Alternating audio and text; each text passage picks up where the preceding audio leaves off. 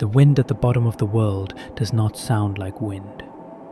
In the Shermacher oasis, roughly 80 kilometers from the Antarctic coast, the wind sounds like a living thing. A colossal, gasping beast trying to tear the shelter apart. It was April 29th, 1961. The polar night was beginning its long, suffocating descent. Inside the newly established Soviet station, Novolazarevskaya, the air was thick with the smell of unwashed wool, stale tobacco, and the underlying metallic scent of diesel fuel that kept them alive. Dr. Leonid Rogozov sat on the edge of his cot, the metal springs groaning under his shifting weight. He was 27 years old, a man with the broad shoulders of a laborer and the hands of a pianist. But tonight, the physician was the patient. For 24 hours, a dull ache had been gnawing at the pit of his stomach. He had ignored it at first, but the pain had migrated. It had moved with a terrifying, predatory precision from his navel to the lower right quadrant of his abdomen. He pressed his fingers into the flesh just above his hip bone. The muscles were rigid, guarding the inflammation beneath. When he released the pressure, a spike of agony shot through him, sharp enough to make his vision blur. Rebound tenderness. He knew the symptoms, he knew the progression, he knew the inevitable conclusion. He stood up, swaying slightly as a wave of nausea rolled over him. Outside, the blizzard was a wall of churning white violence. The Ob, the ship that had brought them there, was months away. There were no planes. There were no other stations within reach. Appendicitis, he whispered to the empty room. The word hung in the air, heavier than the silence. In a hospital in Leningrad, this was a routine procedure. 20 minutes. Here, it was a death sentence.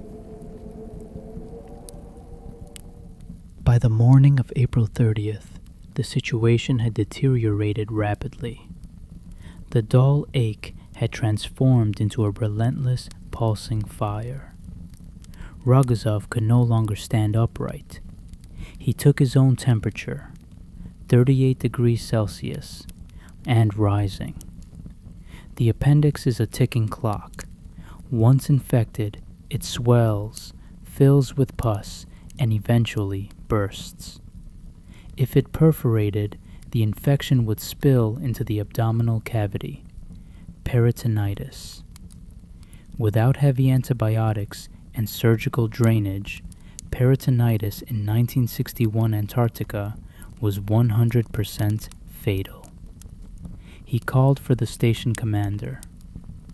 When the men entered the room, the grim reality on Rogozov's face told them everything. These were hardened men, but they looked at their doctor with the wide-eyed helplessness of children. He was their safety net. "It is acute appendicitis," Rogozov said, his voice tight but steady. "Conservative treatment has failed. The condition is worsening." "What do we do?" asked the station leader, his voice hushed. "Can we radio for a plane?" Rogozov laughed, a dry, humorless sound. "Look outside. Even if there was a plane, it couldn't land in this soup. And no ship can break the ice this late in the season. I have to operate." "Operate?" the mechanic asked. "Who? None of us know how to hold the scalpel." "I do," Rogozov said. "I will do it myself." The preparation began at twilight. The mood in the station was funereal. The men moved with hushed reverence, as if preparing a body for burial, not a room for surgery. Rogozov's plan was a masterpiece of desperation and logic. He could not undergo general anesthesia. He needed to be awake to operate. He needed to be lucid. "Listen to me," he said. "This is going to be bloody. It is going to be unpleasant. You might feel sick.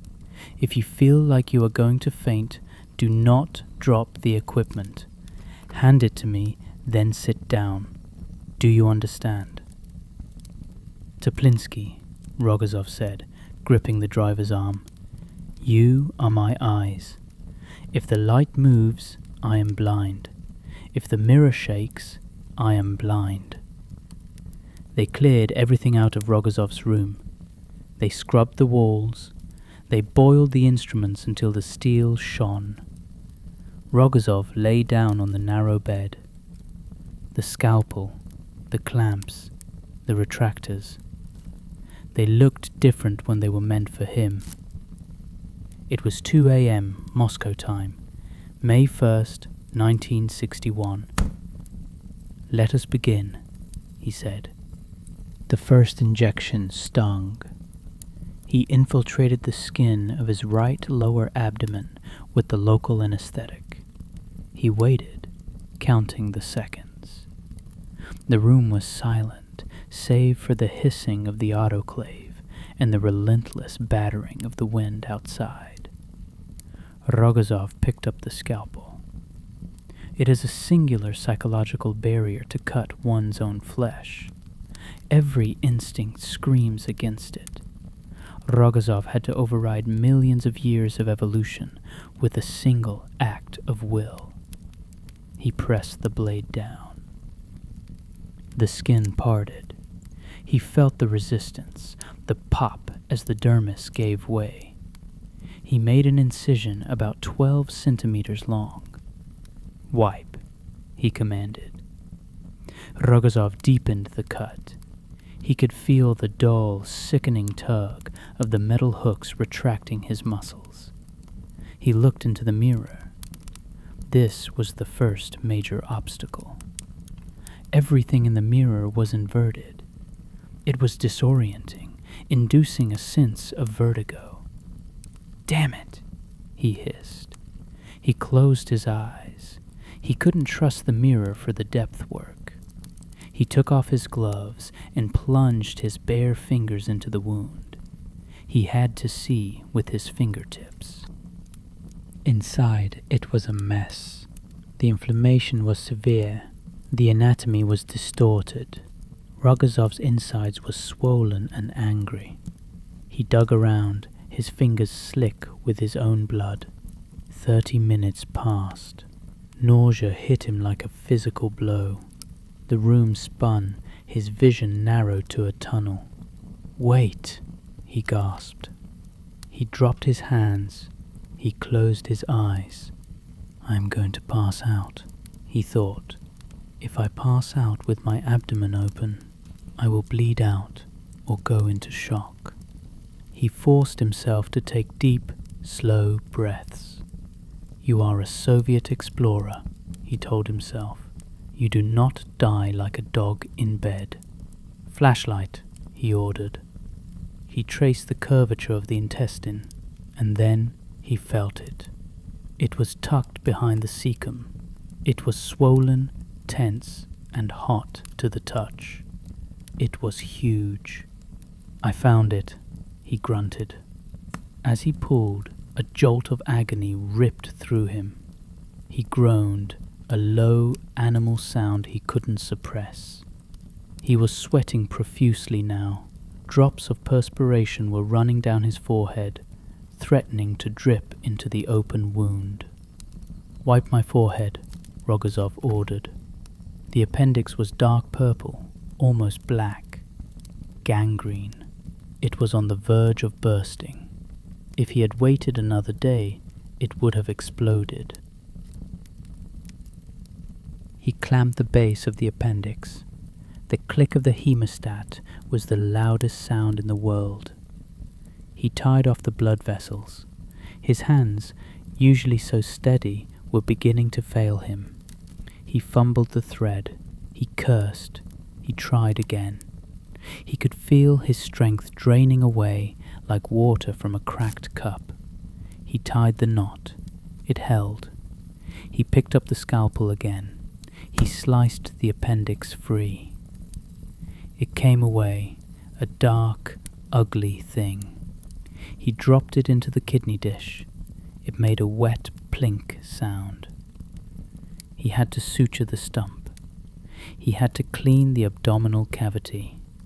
Then, the closing. This was the hardest part physically. His muscles were spasming. He was working on pure autopilot now. His vision was graying out at the edges. One stitch, rest. One stitch, rest. Toplinsky and Artemyev were white as sheets. They had been standing there for nearly 2 hours, watching a man disassemble and reassemble himself. Almost there, Rogozov mumbled. He placed the final skin suture. He tied the knot. He cut the thread. He dropped the needle holder. "Cover it," he whispered. For the next 5 days, the storm raged outside. Inside, Rogozov fought a different storm. His fever spiked. The wound throbbed. But he was alive. By day 5, the fever broke. By day 7, the stitches came out. Rogozov sat up in bed. He picked up his diary. His hand was shaky, but the penmanship was legible. "I work mainly by touch. I grow weaker and weaker. My head spins. Finally, here it is, the cursed appendage.